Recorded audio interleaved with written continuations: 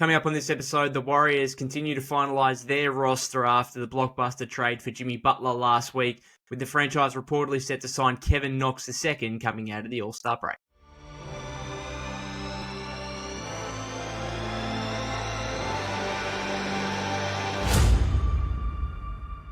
Welcome back to the Golden State with Mates podcast. I realise I've got Andrew Wiggins still in that introductory clip there.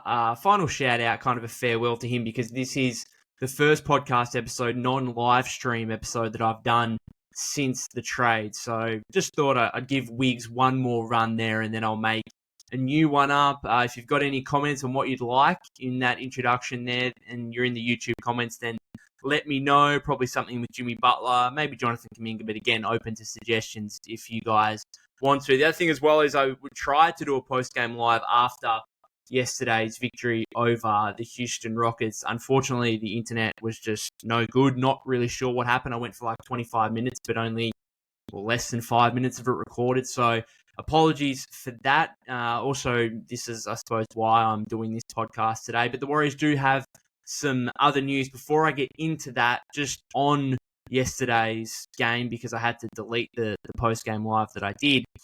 Good win. Really good win after the disappointment of Wednesday's loss to the Dallas Mavericks. To be able to get at least one of those back-to-back games and win 3 of the last 4 entering the All-Star break just makes me feel, and I'm sure you guys are the same, just makes me feel so much better about the state of this team. Now, I know it's only one game, but when you've got a week-long break like the Warriors do here and like there is in the NBA in general now with the All-Star break and All-Star weekend at Chase Center this weekend, being able to go into that 1 week off on a positive note, on a high note, with a win, again, it just makes it feel so much better than, imagine if we'd gone in after that Mavericks game straight into the All-Star break, or perhaps if we'd, lost that 24-point lead and Houston had ended up running over the top of us, which it looked like was a possibility down the stretch. We looked in full control, 24 points up late in the third. And then some of Steve Kerr's rotations, I think he went to a lineup without either Steph, Jimmy, or Dre, and just gave Houston a brief opportunity to get back into the game, and they took that with both hands.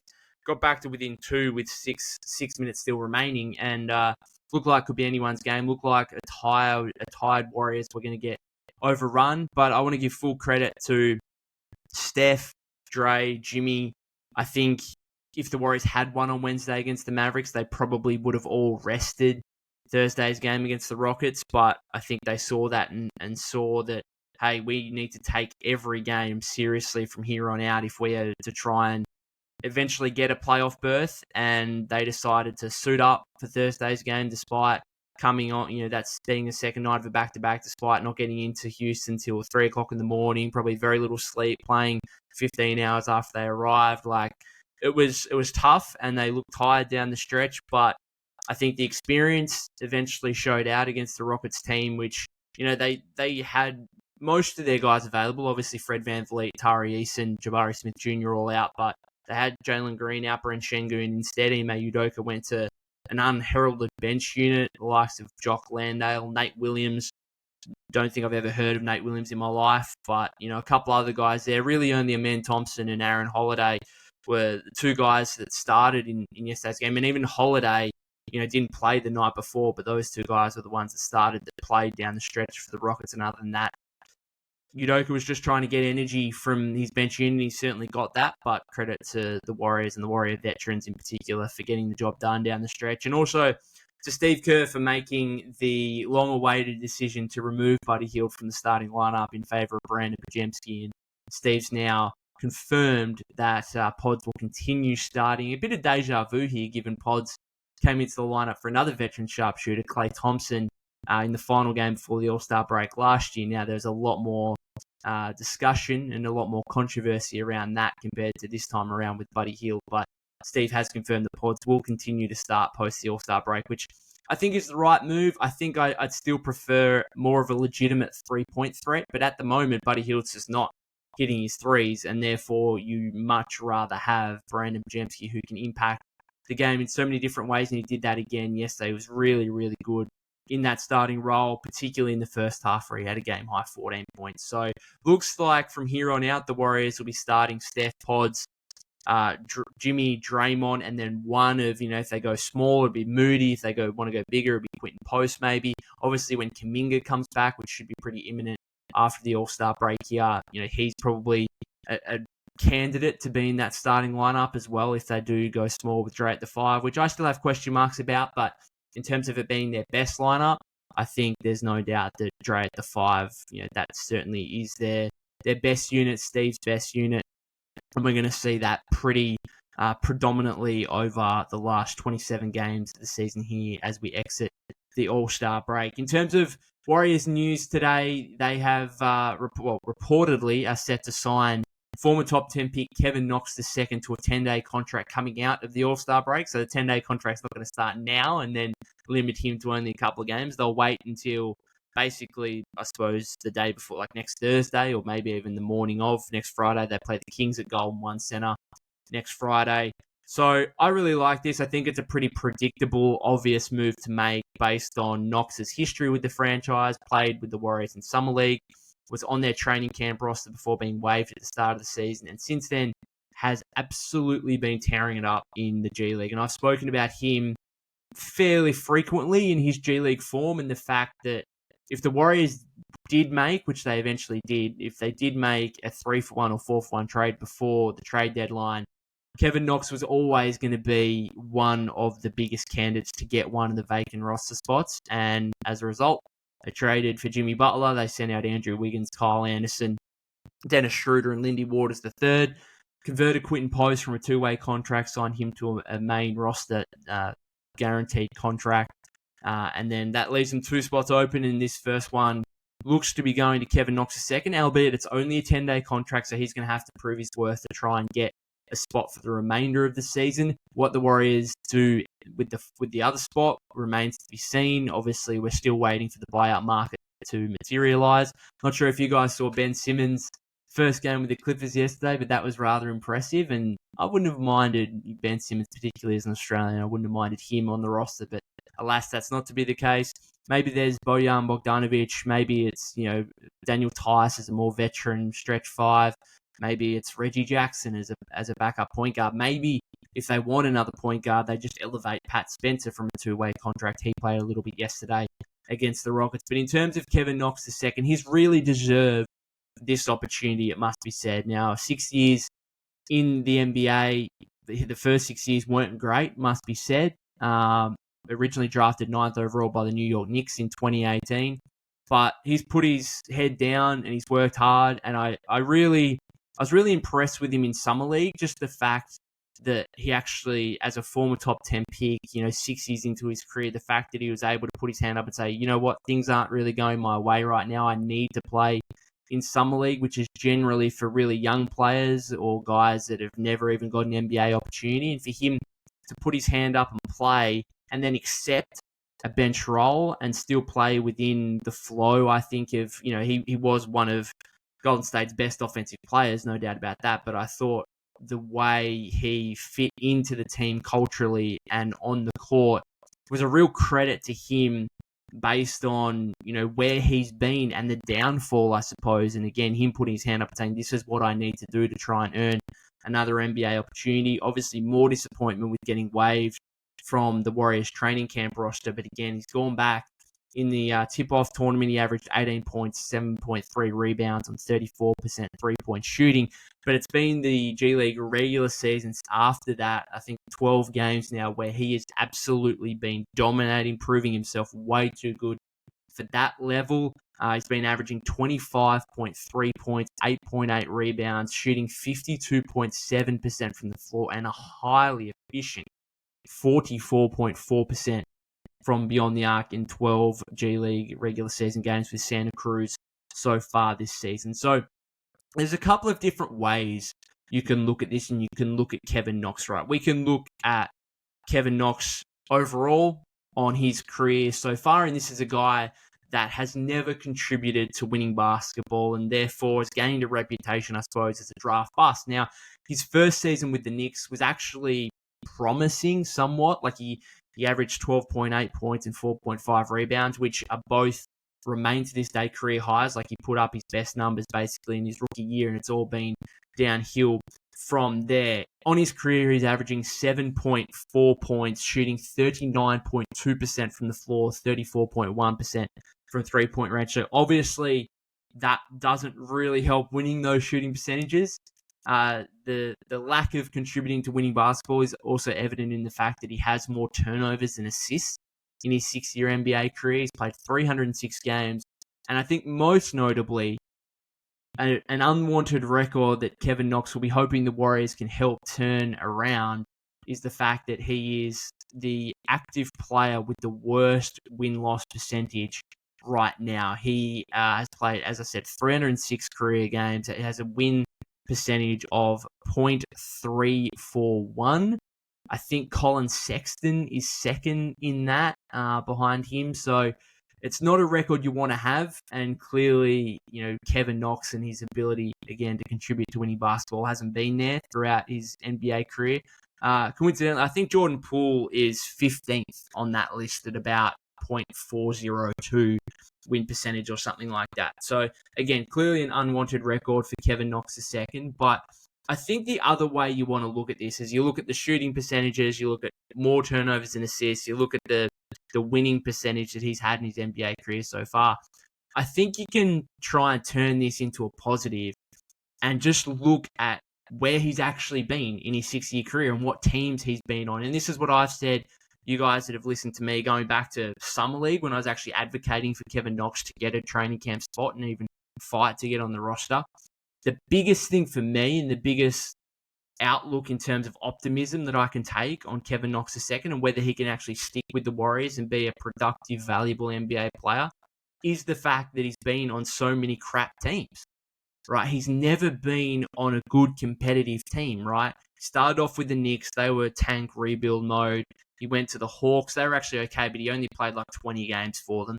The Pistons, we know they've turned things around this season, but for the previous 5 years, been trash. Then he was at the Trail Blazers, no good.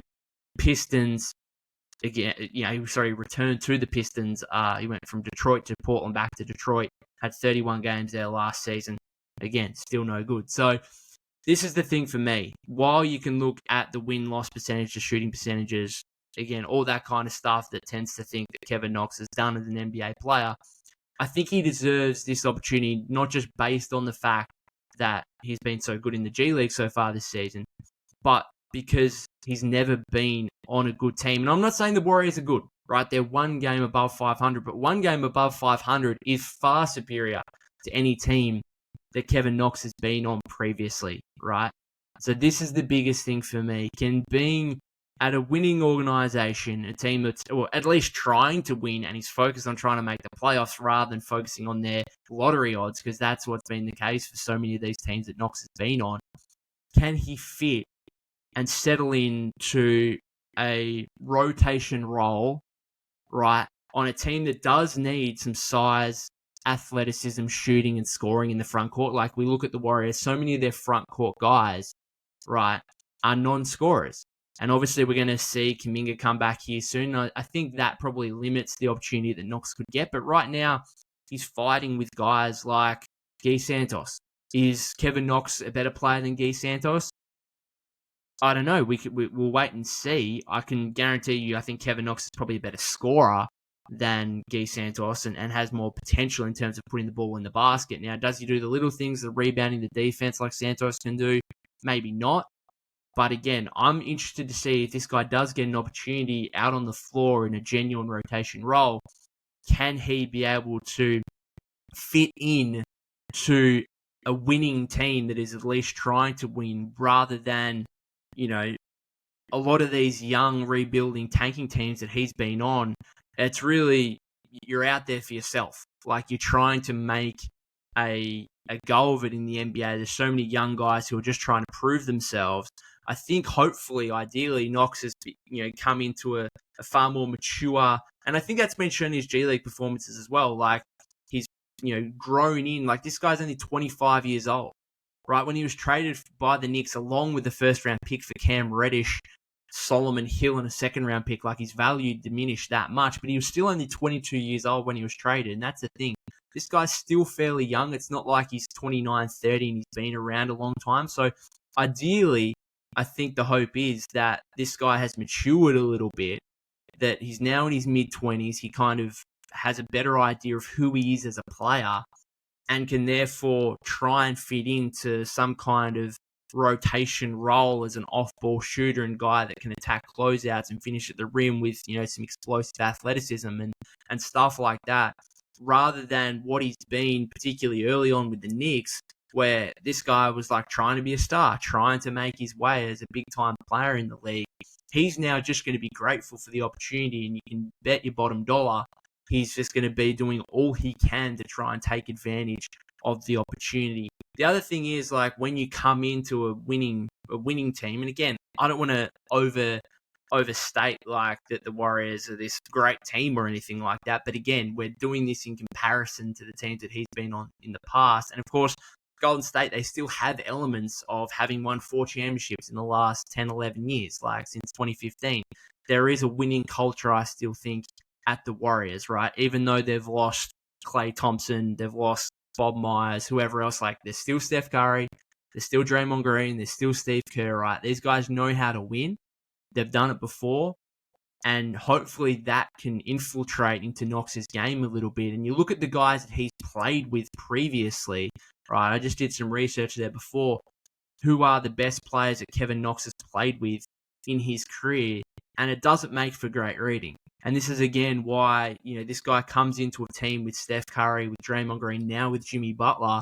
These are guys who are, all above really the level that, any teammate Kevin Knox has had consistently across the course of his career. If you look at, these are the top 5 players that Kevin Knox has played with by points per game when he's actually been there.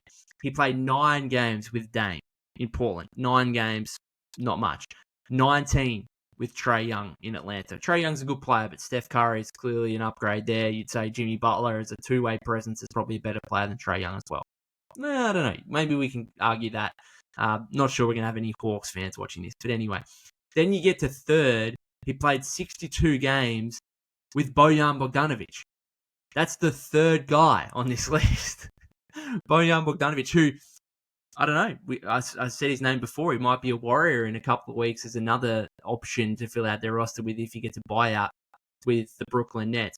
Fourth on that list, he played 116 games with Julius Randle.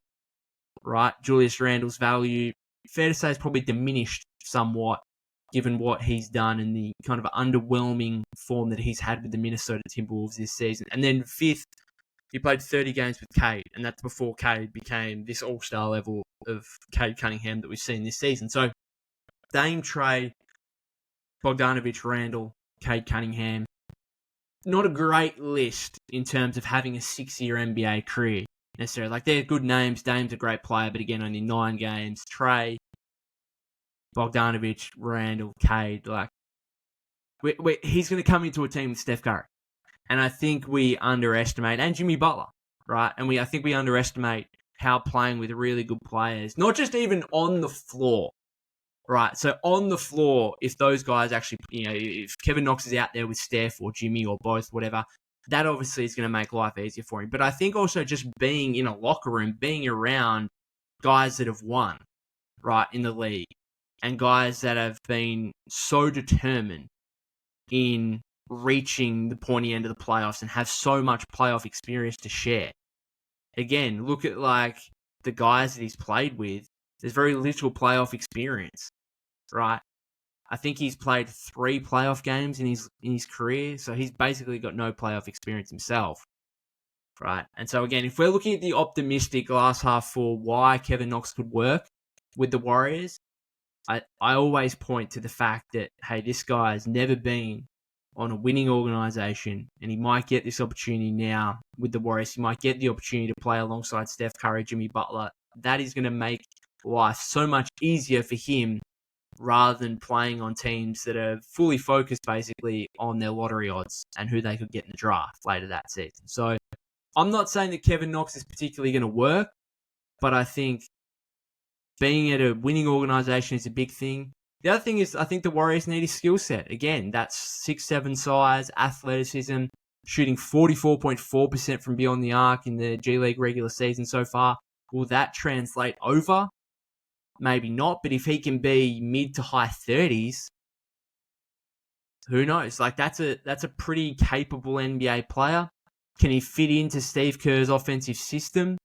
We know he's kind of gained a reputation as a bit of a shot chucker, doesn't necessarily love passing the ball. He is averaging nearly 3 assists so far in the G League season, which is not bad. Like, that's okay. So we'll get a pretty quick sense here whether or not Kevin Knox will be able to stick with the Warriors or not. Will he get an opportunity? I don't know if he can maybe get an opportunity before Kuminga comes back. I think a lot of it will probably be determined on him and what kind of minutes restriction. Does he get an opportunity over a guy like Guy Santos? Obviously, you know, a guy like Moses Moody's coming into a pretty consistent rotation role now, so I'm not sure, you know, that Kevin Knox is necessarily going to be coming in and bumping his minutes at all, really. I don't think that will happen. A guy like Gary Payton II, who's on the fringe of the rotation right now. Now, obviously, very different players. GP2 a much more defensive-minded player, but I think if we're, you know, from a Warrior fan's perspective, we get so frustrated with the often three-guard lineups that Steve Kerr puts out there.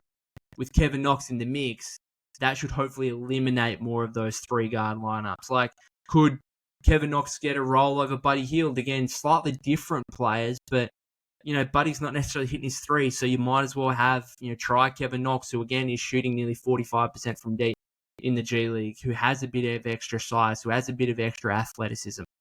Right, so I'm actually really fascinated by this guy because you got to go back. Like, he's got the pedigree, he's got the talent. He was a top 10 pick in the NBA, and it was a while ago. Like, it's nearly 7 years ago now.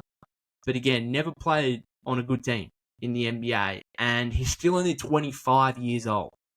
Okay, and maybe what we've seen in the G League and what we saw in Summer League is a sign of him maturing into, hey, I know that if I want to be around and I want another NBA opportunity, I'm just going to have to be a nice, you know, hopefully a nice, valuable role player. I'm not going to be the star level player, the big money guy that I would have envisioned when I entered the league. So hopefully the penny might have dropped for him to some degree, and that he could come in and actually have an impact for the Warriors. And we know, like, Golden State, Mike Dunleavy Jr., they've been pretty good in terms of end of the roster stuff. We know, you know, the last two drafts with Quentin Post, Trace Jackson Davis, clearly they identified Kevin Knox in the offseason. And from Slater's post on X/Twitter earlier, like, Slater said the Warriors are high on Kevin Knox. And I think there's every reason to be, based on what he did in Summer League, based on, you know, he got very limited opportunity, no opportunity basically in preseason. But based on what he's been doing in the G League, I don't know. We'll wait and see. But I'm cautiously optimistic. I'm always, like, whenever the Warriors sign someone, I'm always going to try and see the positives and see why this could work. There's a very strong chance it doesn't work, and maybe he doesn't even see past a 10-day contract. Who knows? We'll wait and see. But I think there's reasons to believe why Kevin Knox can be a valuable role player for the Warriors, not just over the remainder of this season, but who knows? Like, if he impresses here over the last 27 games, he might actually put his hand up and say, I need a guaranteed contract for next season. Right? And he could be a valuable guy, particularly with the Warriors just signing Jimmy Butler to a 2-year, $112 million extension. Most likely going to sign Kuminga to something upwards of $25, $30 million per year. This is a team that's going to go deep into the luxury tax again. Trying to find valuable guys on minimum contracts is really important. And if Kevin Knox can do that, and all of a sudden be a guy who can legitimately play for you, and he's on, you know, they sign him to a minimum contract as well for next season, I don't know, that's a positive. And so I don't think there's no real risk for here, I think, for Golden State when you look at the rest of the options right now. The buyout market hasn't really materialized yet in a way that, you know, you look at anyone and think, oh yeah, you got to go get that guy. So this was a very, very obvious move, and the Warriors still have one more spot to fill. They might go another 10-day contract coming out of the All-Star break, give themselves a little bit more opportunity to see who might become available. Again, we'll wait and see, but I think this was a pretty obvious and predictable move that the Warriors have made, and I'm excited to see if Kevin Knox can make his case to try and stick with the franchise, you know, longer term, more so than just a 10-day contract or the rest of the season. Thank you very much for watching or listening to this episode, guys. If you haven't subscribed to the YouTube channel already, that would be greatly appreciated. You can follow me at POK252, that's POK252 on X/Twitter. Have a couple of more podcast episodes out over the next week before the Warriors resume their season against the Sacramento Kings at Golden One Center on Friday. Until next episode, guys, thanks again.